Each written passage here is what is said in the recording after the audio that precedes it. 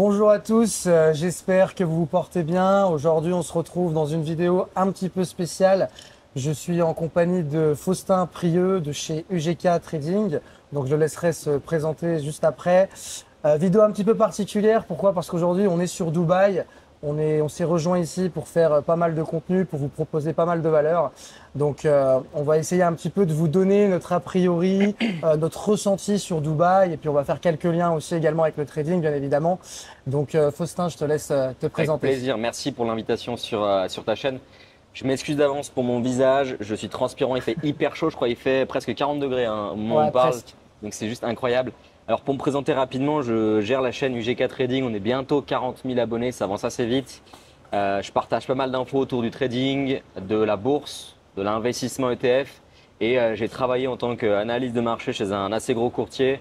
En tout, j'ai eu une expérience de 3 ans en institution financière et ensuite j'ai monté mes propres business. J'ai notamment été conseiller en investissement financier agréé, donc j'étais enregistré auprès de l'ORIAS, donc un organisme contrôlé par l'AMF pour faire cette activité en France. Et ensuite, je me suis expatrié, non pas en Colombie comme Hugo, mais à savoir en Suisse précisément, à Genève, où j'ai ma propre entreprise et je fais pas mal de choses autour du trading. Voilà Hugo pour ma brève présentation.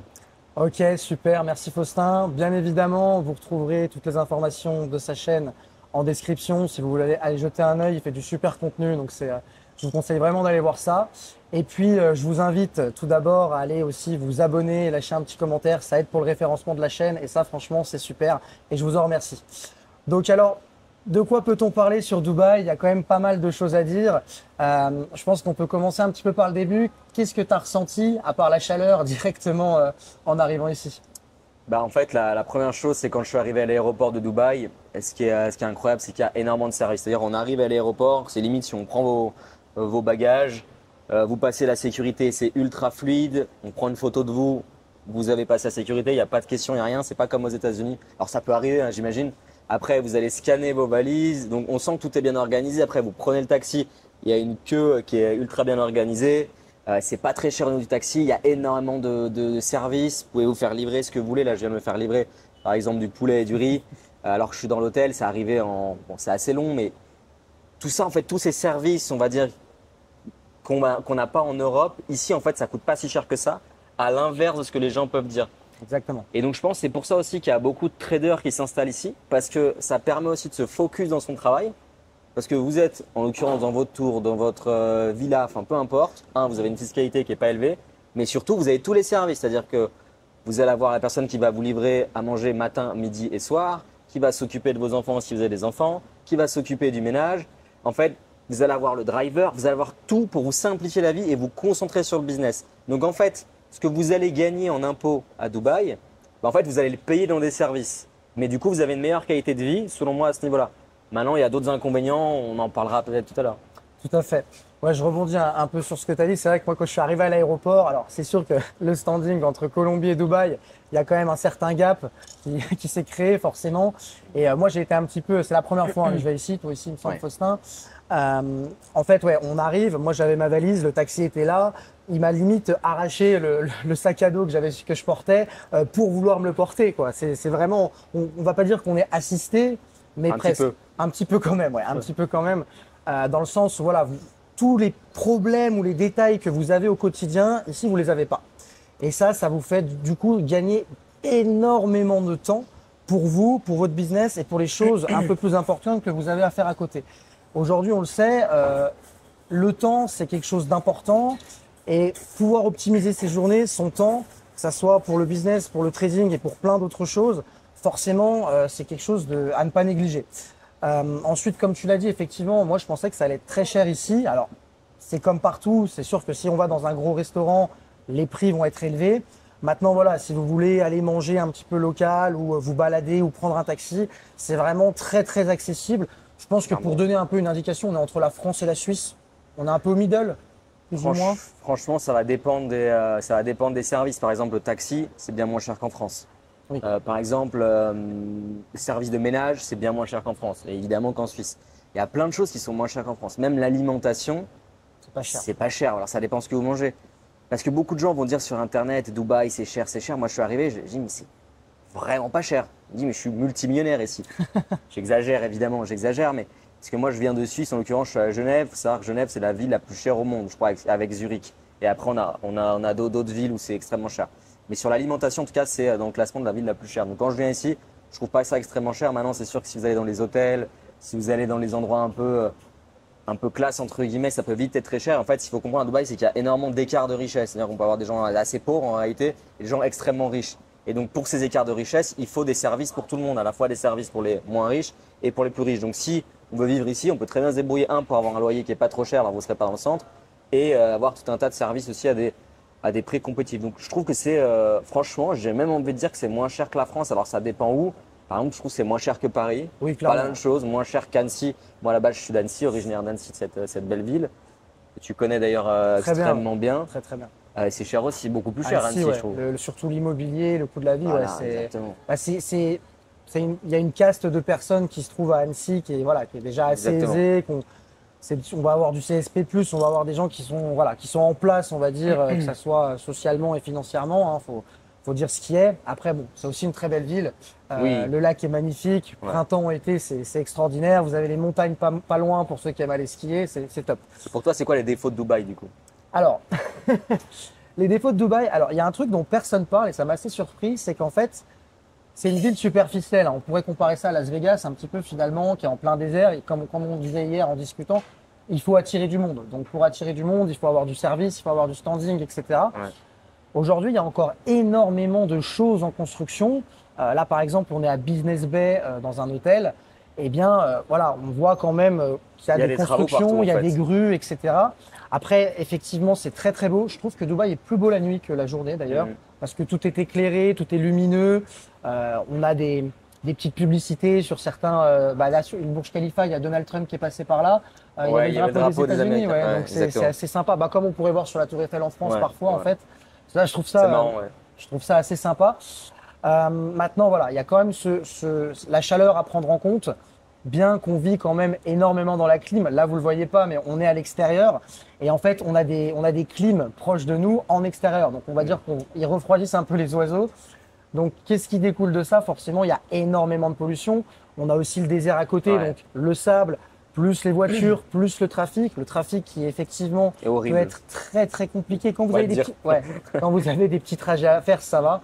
Mais quand vous voulez aller, par exemple, de Business Bay à Marina, pour ceux qui se situent un peu, ça va vite être 30, 40, 50 minutes.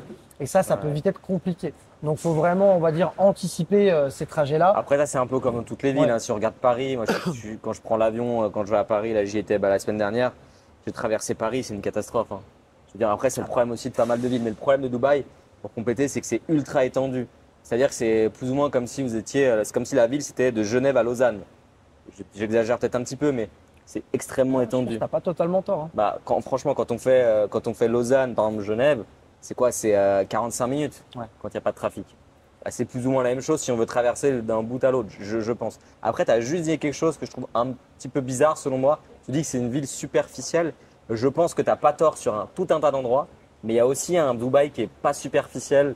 À la base, c'est une ville de pêcheurs, de commerce. Il y a le désert, il y a quand même malgré tout, ça reste quand même une vraie ville. Certes, elle est récente, donc c'est sûr que les tours qu'on voit, il y a plein de choses effectivement superficielles, mais c'est pas que ça non plus, je pense. Ouais, clairement. Et puis, quelque chose dont forcément vous vous doutez, mais toi déjà, tu en as parlé tout à l'heure, mais c'est vrai qu'ici, la fiscalité est intéressante. Je pense que c'est notamment pour ça que beaucoup de personnes s'expatrient ici. La sécurité est hors norme. Pour vous faire un dessin, à un moment, j'ai traversé un endroit, il n'y avait pas de passage piéton, je me suis fait engueuler. Je suis sorti d'un beach club parce que j'avais un call de closing à faire. Je me suis fait engueuler parce que j'étais torse nu. J'ai fumé une cigarette devant mon hôtel. Il fait que des bêtises, Que Hugo, à des Dubaï. conneries, je fais Incroyable. que des conneries. Ah, mais en Colombie, j'ai pas tout ça, donc il faut que je me réadapte aussi. C'est normal. Enfin voilà, je fume une cigarette. Non, il y a des endroits pour fumer. Il faut vraiment faire attention à ce qu'on fait. Mais d'un autre côté, c'est bien parce que du coup, ça inspire la confiance et surtout une sécurité constante. Toi, je voyais hier, quand on est allé se balader, on a laissé nos affaires personnelles, nos téléphones, nos montres dans notre sac qui était au vu de tout le monde et on s'est pas inquiété une seule seconde. Mais clairement, ça c'est incroyable. Et après, je pense que Dubaï, ils ont réussi à mettre cette narrative, ce discours-là. Dire attention, la police elle est stricte. Si vous volez, vous allez en prison. Il n'y a pas de discussion. Donc ils ont réussi à mettre ça dans la tête de tout le monde. Même si je pense pas que ça soit si exagéré que ça en réalité. Je ne sais pas à confirmer. Et donc tout le monde respecte en fait ça. Par exemple, moi j'ai laissé ma montre. c'est une Hublot, c'est pas la montre la plus chère du monde, mais ça a quand même de la valeur. Si on me la vole, je serais dégoûté. Et là, je la laisse sur la plage pour éviter de l'abîmer. Quand on va faire des activités pareilles, je la laisse directement dans le sac, on s'en moque complètement. Pas une seule fois, on se pose la question. Et tu parlais aussi, quand tu arrives à l'aéroport, on prend ta valise, c'est-à-dire on t'arrache un peu ta valise. Je pense que tu as eu le réflexe, tu as pris un petit peu peur, tu te dis qu'est-ce qui se passe? Je vais me faire arnaquer, on va m'arnaquer avec un faux taxi ou comme en Colombie. Un peu comme ça pourrait arriver en Colombie. Après, bah, attention, hein. Je tiens à te préciser que c'est mon pays de cœur, donc ne parle pas mal. Non, mais c'est. Non, il y a des avantages et des inconvénients dans chaque pays, mais c'est vrai. Mais moi, même sans parler de la Colombie, si on regarde Paris, on arrive encore une fois à l'aéroport de Paris. Il y a quelqu'un qui va vouloir te prendre ta valise. En fait, c'est un faux taxi. Ça m'est arrivé. Tu vas t'inquiéter. Ça m'est arrivé. Alors que là, tu n'as pas de stress. Même quand on t'arrive à l'hôtel, encore une fois, du service, ils te prennent automatiquement tes bagages, même dans un hôtel 3 étoiles. Ils vont poser les bagages juste devant la réception. Aucun stress. T'as pas de stress. Est-ce qu'ils vont perdre ma valise ou est-ce que quelqu'un va la prendre?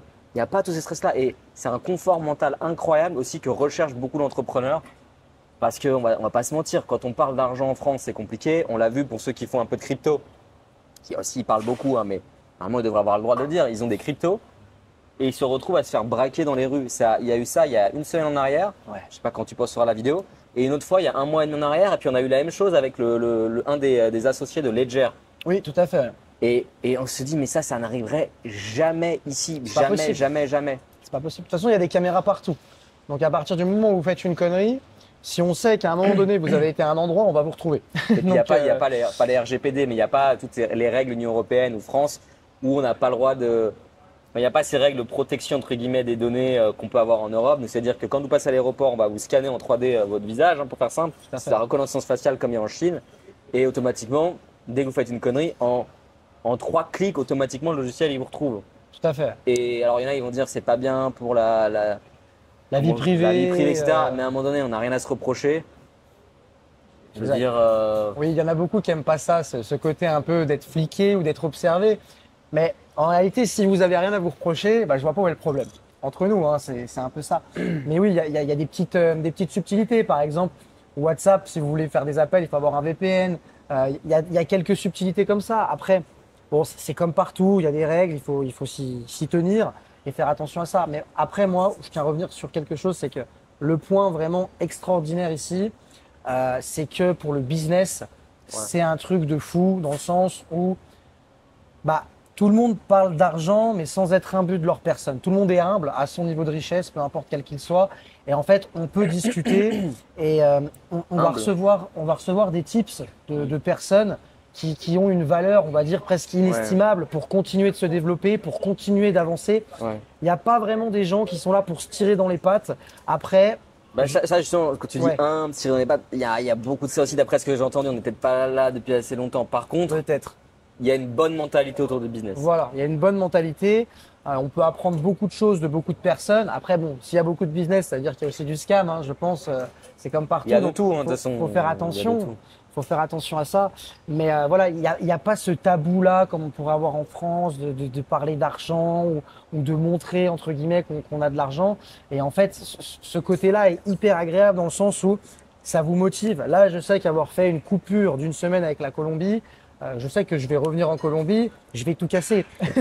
Je vais tout casser, que ce soit pour mon business, parce que j'ai eu des nouvelles idées, j'ai eu des nouvelles pensées, une autre mentalité sur plein de choses que j'avais pas forcément avant d'arriver ici, alors que je suis là que depuis quelques jours, hein, finalement. Mais je ressens vraiment cette énergie-là qui s'est développée. C'est hyper efficace. Et puis tu as rencontré aussi beaucoup de traders ici. Tout à fait, ouais. Qui sont hyper talentueux. On a vu des boîtes qui font du trading. Donc c'est méga motivant. On a l'impression, Dubaï, c'est en croissance par rapport à d'autres États où ça stagne, où on augmente la fiscalité, on augmente ci, on complexifie tout, etc. Ici, tout est simple. Exactement. C'est ce que je te disais. En fait, on a l'impression que Dubaï, pour se créer, ils ont regardé les défauts de toutes les villes du monde et ils ont fait en sorte de ne pas retrouver ces défauts-là dans cette ville, en fait. Après, ils peuvent pas tout régler. Encore une fois, la problématique du trafic, ça, ils essayent de trouver des solutions. Chaleur. Je sais pas bien comment ils vont faire. La chaleur, par a priori, ils essayent aussi de bosser sur ces sujets-là pour essayer de mettre plus d'air, plus de plantes, etc. Savoir qu'aussi, il y a des boîtes qui sont spécialisées à Dubaï. Je crois que c'est semi-étatique. Des avions, ça peut paraître fou, des avions, dès qu'il y a des nuages, il y a des avions qui vont mettre une sorte de produit chimique dans les nuages. Ça déclenche justement, du coup, ça aide à déclencher la pluie. Je sais pas si c'est vraiment prouvé scientifiquement, mais en tout cas, j'ai vu un reportage là-dessus. Ils le font. Donc non, ils mettent tout en œuvre. Maintenant, le vrai problème, c'est la pollution et ils pourront pas tout régler non plus parce qu'il faut savoir qu'on est dans un désert. Automatiquement, le sable, c'est Les pas clims bon. en extérieur, le trafic, ça, c'est sûr qu'à mon avis, ça va. Bon, de toute façon, c'est un problème. On pourrait débattre aussi longtemps là-dessus, mais il peut pas y avoir des qualités partout. Il y aura toujours des qualités, des défauts. Encore une fois, aujourd'hui, Voir je si ça vous pense. correspond, tout simplement. Ouais, voilà. Aujourd'hui, pour être dans un endroit, il faut d'abord que vous soyez dans cet endroit parce que vous êtes bien là où vous êtes. Et pas juste pour une histoire de fiscalité, parce que c'est la première chose qu'on pense, ou juste pour une histoire de X ou Y raison. Faut vraiment que ça soit un endroit qui vous convient, dans lequel vous vous sentez bien, parce que de toute façon, pour bien travailler, pour que votre business soit prospère, peu importe quel qu'il soit, ça peut être le trading ou autre chose, il faut être dans un bon environnement. Et bah là, nous, on vient d'arriver, on est un peu en mode fast life depuis qu'on est arrivé. On a du mal à s'organiser. Ouais. Enfin, je suis là, mais mes journées Moi, ça sont, m'épuise. ouais, De mes base, journées m'épuise. sont pas du tout structurées comme je pourrais les avoir en étant chez moi en Colombie ou comme toi, tu pourrais les avoir en Suisse. Donc voilà, c'est un rythme à prendre, etc. Après, comme on disait juste avant la vidéo, je pense qu'une fois que tu es installé ici, que tu connais tous les codes, etc., là, oui, peut-être que tu prends beaucoup plus de plaisir ou que du moins tu vois les choses autrement. Après, c'est comme partout. Une fois que tu as tes repères, tu te sens mieux. Là, aujourd'hui, on n'a pas nos repères. C'est nouveau, quoi. C'est tout nouveau, donc on serait jamais, on peut pas être efficace tout de suite dès qu'on arrive dans une ville. Après, il faut savoir que je connais quand même des personnes qui se sont installées ici. Je vais citer aucun nom, mais il y en a beaucoup qui s'installent ici aussi, qui sont pas forcément épanouis, et qui après ils partent très vite. Le nombre de personnes qui arrivent en voyant le rêve de Dubaï et ils repartent rapidement, c'est des choses qui arrivent. Donc si vous y allez, posez-vous les bonnes questions. N'y allez pas directement. Déjà, venez passer 1 mois, 2 mois. Tout à Vous pouvez fait. avoir des visas, je crois, jusqu'à 90 jours. 90 jours, ouais. Donc c'est facile, si vous avez la chance d'avoir un passeport européen, parce qu'on critique la France aussi, mais si vous avez un passeport français, ici il n'y a pas de problème, vous pouvez venir. Techniquement, non. Techniquement, non. Et donc c'est top, Et tester. tu as raison, parce que moi qui ai beaucoup voyagé l'année dernière, on ne peut pas se dire, OK, bon, bah, j'aimerais bien aller vivre là-bas. On ne peut pas le savoir tant qu'on n'a pas visité le pays, tant qu'on ne connaît pas la culture. Il y a plein de petites choses comme ça qui font que oui ou non, on peut savoir si on aime être dans un pays. Mais juste venir dans un pays pour une caractéristique, pour moi, c'est pas viable du tout. Du moins, peut-être pour 6 mois, 1 an, mais à long terme, c'est pas possible. C'est vraiment pas possible. Et qu'est-ce que tu penses des personnes ici à Dubaï qui proposent des signaux de trading enfin, il y en a quand même un certain nombre. Dubaï, ça a une mauvaise image un peu par rapport à ça autour du trading. Je pense à tort parce qu'il y a quand même aussi beaucoup de sérieux, il y a du bon et du mauvais. Mais qu'est-ce que tu penses un peu de tous ces mecs-là qui viennent ici, qui font les signaux? Est-ce que pour toi, c'est des arnaqueurs? Comment tu vois ça? Et est-ce que tu penses qu'ils sont là que pour la fiscalité ou aussi pour être planqués des autorités européennes? Parce que moi, c'est une bonne ce qui est question. dingue, c'est que je suis parti, quand je suis venu à Dubaï, j'ai dit que je venais à Dubaï. Il y a pas mal de personnes en France qui m'ont dit, ah mais Dubaï, c'est en gros le paradis du scam, il y a que des scammers. C'est incroyable l'image que ça donne. Alors que quand on vient, on se rend compte que c'est pas ça, il n'y a pas que ça, Exactement, même ouais. s'il y en a. Il y a aussi du sérieux. Mais qu'est-ce que tu penses de ces gens qui s'installent là? Est-ce que tu as un avis sur ça? Est-ce que tu penses Ouais. que c'est de l'arnaque? Enfin, un lien avec le trading? Alors déjà, je pense que dans un premier temps, forcément, il y a énormément une question de fiscalité pour ces personnes-là parce que on le sait aujourd'hui, les personnes qui proposent des signaux sur des groupes Telegram, généralement, c'est pour de enfin, c'est via de l'affiliation. Ils gagnent très bien leur vie malgré tout. C'est via de l'affiliation. Et oui, on a tous les deux travaillé chez des courtiers. On sait les deals qui peuvent être proposés. Et ça peut aller très très vite si vous avez une grosse audience et si vous arrivez à catcher beaucoup de personnes. Maintenant, c'est comme tout. Il y a des bons groupes de signaux. Il y en a des mauvais. Je vais pas vous faire de dessin. Il y en a quand même beaucoup de moins bons que de meilleurs de mon point de Les vue. signaux, c'est jamais bon. Oui, voilà. Même si les signaux sont bons, si c'est pour juste gagner de l'argent avec son téléphone, Oui. généralement, c'est pas top. Partez du principe que de toute façon, vous êtes forcément obligé d'apprendre à pêcher pour gagner de l'argent, quel que soit le business. Il n'y a rien qui va tomber du ciel, même si ces personnes vous montrent un lifestyle de fou furieux avec des Lambeaux, etc., une vie de luxe. Et en fait, parce que les gens achètent ça finalement. Les gens achètent le lifestyle, ils n'achètent pas le trading. Donc, est-ce que ces personnes sont des scammers? Pour moi, non. Elles font juste bien leur travail de marketeur. Et elles vous vendent pas du trading en fait, elles vous vendent leur lifestyle. Ouais, c'est et vrai. beaucoup de gens ont du mal à différencier les deux, mais en réalité c'est juste ça qui est en train de se passer en fait. Après, on peut se dire que c'est pas éthique parce qu'ils vendent du rêve à des gens. Maintenant, le problème aussi, c'est une partie de l'audience, une partie de ces clients-là qui sont trop dans le rêve, qui sont Un peu dans trop l'argent facile, qui sont. Enfin, c'est aussi, il n'y a pas de raccourci dans la vie. Je pense que aussi un gros problème qui est en France et qu'il n'y aura pas du tout ici à Dubaï, et ailleurs, c'est qu'en France, on a tendance à surprotéger tout le monde. C'est-à-dire que si la personne a perdu de l'argent en suivant des signaux trading, bah forcément, c'est qu'elle s'est fait arnaquer. Exact. Ouais, enfin, quand on a perdu une fois en mettant 1000, qu'on remet 1000, qu'on remet 1000, qu'on remet 1000, et qu'au final, on a perdu 50 000, c'est ce qui arrive. Et là, on va dire, ah bah, je me suis fait arnaquer. Peut-être que c'est des bons vendeurs, peut-être que c'est des manipulateurs, ce que vous voulez. Mais en attendant, vous devez aussi être responsable. Et je trouve qu'il y a un manque de responsabilité sur un certain nombre de personnes que je peux aussi voir autour de moi. Et je pense que la France a tort et l'Union européenne a tort de surprotéger les gens parce qu'au final, ça crée des gens, excuse-moi du terme, un peu faibles et qui n'arriveront pas à se débrouiller par eux-mêmes. Et ici, par exemple, on n'a pas du tout cette mentalité-là. Aux États-Unis, on n'a pas du tout cette mentalité-là. Exactement. Pour être allé aux États-Unis à plusieurs reprises. Et c'est ça aussi que les entrepreneurs viennent chercher. Et j'en parlais, c'est juste donc l'état d'esprit, le mindset, ça peut paraître bête, mais c'est hyper important parce que si tu fais un job, même simplement nous, on fait du trading. Alors le trading, il y a des gens en France qui vont dire que c'est de l'arnaque. Même si tu fais du trading dans ton coin, bon, personnellement j'ai mon compte de trading, je fais du trading, on va dire que c'est de l'arnaque. Tu vas trader le blé, on va te dire que tu es un arnaqueur, tu joues contre les agriculteurs. Non mais c'est vrai, c'est des réflexions que j'ai déjà eues. Où tu vends, tu paries sur la chute d'un pays. Les gens à la fin, les gens à la fin, ils en ont marre.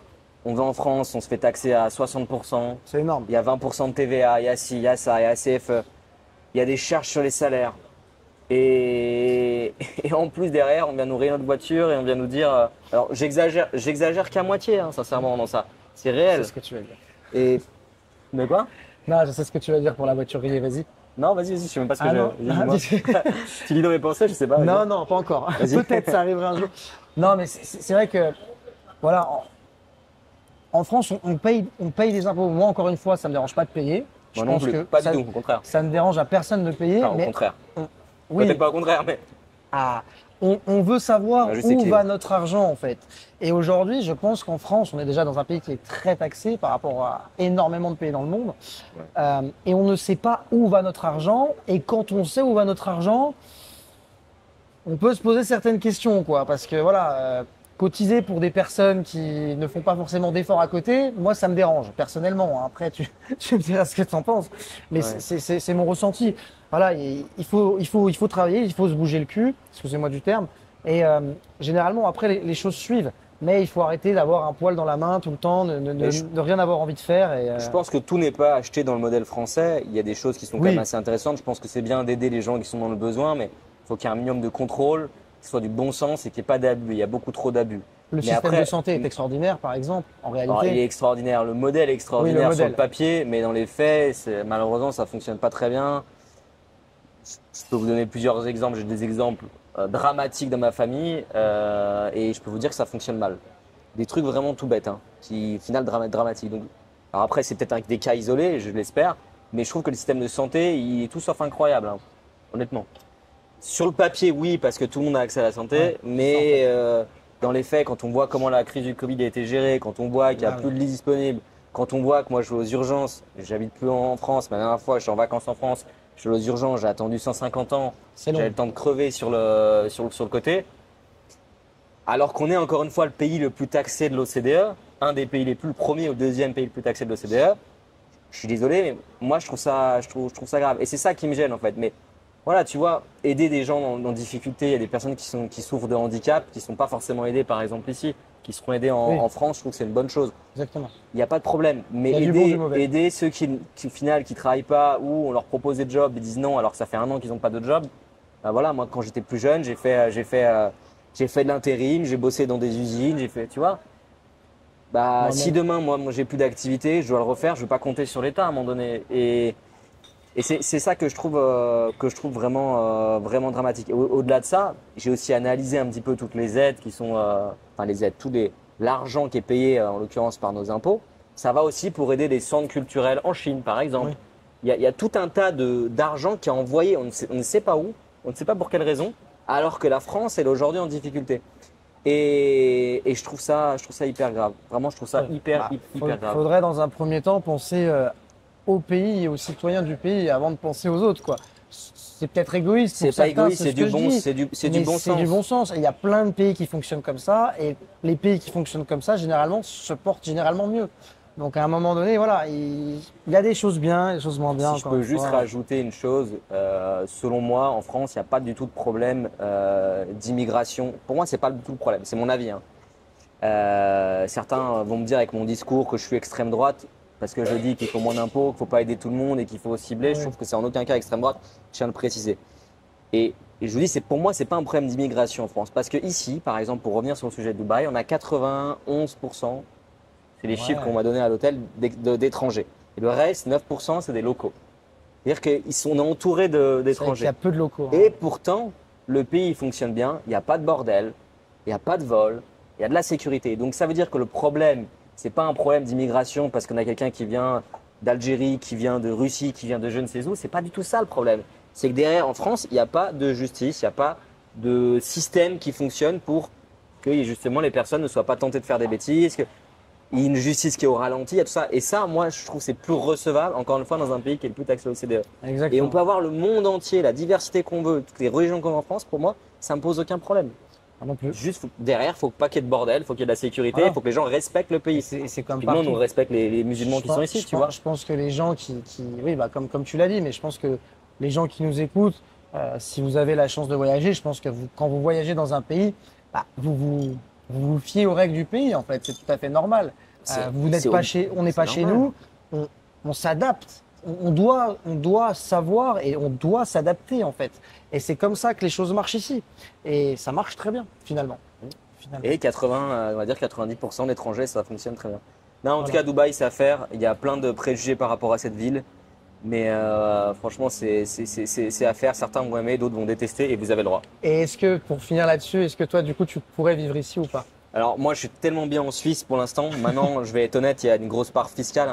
C'est-à-dire que si la fiscalité, j'ai dit dans un podcast, je me suis fait allumer, et si la fiscalité en Suisse devient trop importante, il y a une question de compétitivité. Parce que moi, je fais du trading, je fais du business.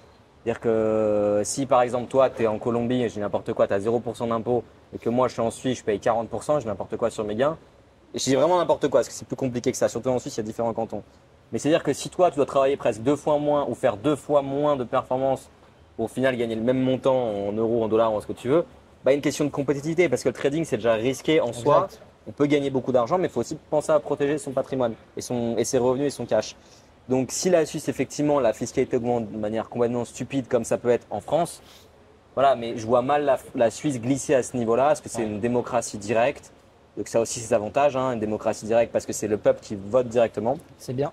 Et après, on a d'autres endroits dans le monde où c'est un pays qui est super bien géré, et ça passe par aucun autre couche administrative, la décision c'est ça, et ça marche bien. Typiquement ici, ça marche super bien. Mais c'est un modèle politique qui est complètement différent de la Suisse. Est-ce que pour autant on va juger? Non. À partir du moment où ça fonctionne bien. Et juste une dernière chose, donc pour répondre à la question, non, je ne vais pas quitter la Suisse tout de suite, sauf si ça brille complètement. Juste une dernière chose qui est hyper intéressante, c'est qu'ici à Dubaï, on va vous demander votre avis, surtout même dans les hôtels, par exemple, toutes les 2 secondes, on va demander est-ce que je peux avoir un avis, même des avis qui ne sont pas sur Google.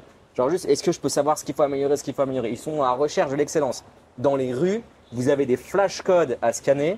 Vous scannez le flashcode et dire qu'est-ce que vous pensez de cette rue et qu'est-ce qu'on peut améliorer. Et c'est pour ça que dans la rue, vous voyez parfois des caddies de golf qui viennent chercher. C'est des mecs, en fait, ils ont dit ouais, ça me fait chier de marcher de là à là. Ça serait cool qu'on ait un caddie de golf qui nous emmène. Le mois d'après, t'en as un qui. C'est les problèmes de riches, quoi, finalement. Mais derrière, ça crée. Non, mais ça fonctionne. Ça fonctionne, ça crée du travail, ça fonctionne du service, quand même. Voilà. Mais voilà pour, et moi, pour rebondir sur ce que tu as dit, alors, personnellement, ça reste encore une fois un choix personnel. Je ne viendrai pas vivre à Dubaï. J'aime aussi mon confort, même s'il est bien différent. J'aime mon confort en Colombie, même s'il doit être bien différent de celui de la Suisse. Après, chacun aime plus ou moins un pays, ce qu'il recherche. Ça va vraiment dépendre encore une fois. Par contre, venir ici, ne serait-ce que pour faire une coupure, pour se redonner de la motivation, pour parler de business, pour faire du contenu, effectivement, c'est extraordinaire. Ouais. Et je me suis rarement senti aussi bien dans une ville pour le business, en fait. Ouais. J'ai l'impression d'être au bon endroit pour pouvoir continuer de me développer en étant là. Après, à terme, encore une fois, me connaissant, je pense que ça serait un petit peu difficile. Chaleur, les gens sont un petit peu moins humains. On pourrait avoir. Toi, t'aimes bien un peu le, comment je pourrais dire, plus le freestyle entre guillemets. Oui, alors. T'aimes bien. T'aimes pas J'aime quand bien tout est parler avec tout le carré, t'aimes bien, monde. J'aime bien voilà quand ça bouge un petit peu quoi. t'es Quand, moins, ouais, ouais, je vois ce que je tu veux dire. sais pas exactement comment le dire ça, ouais, c'est difficile à dire. mais voilà, j'aime avoir un peu plus. Enfin, moi niveau règles, j'aime bien quand c'est un peu plus tranquille. Là, c'est trop strict pour moi aussi à long terme. Enfin bon voilà, je pense qu'on a fait le tour. Est-ce que tu veux que je montre rapidement, que je tourne la caméra Ouais. et que je montre rapidement Ouais, là où ouais, on est? on peut se faire un petit tour de l'hôtel rapidement. Voilà, par exemple, là, on va quitter la table, on laisse le téléphone. Voilà, Bon, on est dans l'hôtel, on exactement. pourrait le faire en France aussi, on va pas se mentir. Donc voilà, plutôt une vue sympathique. Tout est en hauteur ici, donc on va dire qu'au niveau des vues, bah, c'est plutôt cool. Donc vous pouvez observer. Hein. Voilà. Bon, comme je vous ai dit, il y a encore du travaux un petit peu partout. Mais Donc là, c'est je sais pas plutôt si vous pas voyez mal. bien, il y a le Burj Khalifa Exactement. juste ici. Le fameux qui fait, pour rappel, 829 mètres de haut, si je dis pas de bêtises. Il me semble avoir vérifié ça sur Internet avant de venir. D'accord, j'ai aucune idée. Par Mais, contre, ce que je sais, c'est qu'ils ont rajouté la tige, en fait, juste au-dessus, pour pouvoir justement être la tour la plus haute du monde. Et là, ils sont en train de construire une tour encore nettement plus grande dans un autre quartier de Dubaï. Voilà, il chipote un petit peu. Bon, en tout cas, en vous laissant sur cette vue, petit rappel, n'hésitez pas à vous abonner. Également, si vous ne le connaissez pas encore, allez voir la chaîne de Faustin, EGK Trading. Il propose vraiment du bon contenu. Ça fait un moment qu'il est dans le business, dans l'industrie, donc il sait de quoi il parle. Et puis, je vous dis à tous à très bientôt et merci pour votre visionnage.